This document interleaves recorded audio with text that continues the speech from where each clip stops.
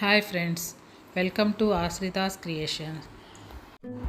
ఈరోజు మనము దివాళీకి ఇంట్లో ఎలా డెకరేట్ చేసుకోవాలనేది నేను చిన్న వీడియో చేసి చూపిస్తున్నానండి. మీకు అందరికీ తెలిసిందే, తెలియని వాళ్ళ కోసం మాత్రమే చేస్తున్నాను. ఇది నేను లోకల్ స్టోర్లో కొన్నానండి, 150 రూపీస్. ఇంటికి తెచ్చిన తర్వాత చూస్తే సన్నని క్రాక్ అనేది ఉంది. దాన్ని కొద్దిగా గమ్మేసి అంటించేసాను. ఆ తర్వాత వాటర్ వేసి ఇలా ఫ్లవర్స్తో డెకరేట్ చేస్తున్నాను.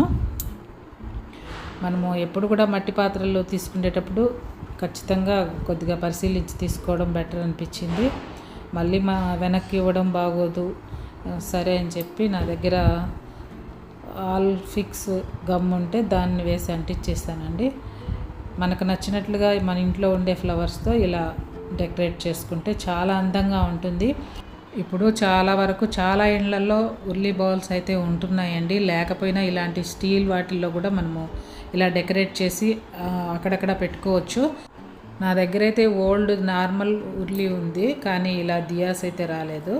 అందుకే ఇది నచ్చి కొన్నాను. నేనైతే ఈ దీపాల్లో నూనె వేసి వెలిగించడం లేదండి, దివాళీ రోజు వెలిగించాలనేసి. ఈ వాటర్ దియాస్ అండి, వాటర్ వేస్తే వెలుగుతాయి.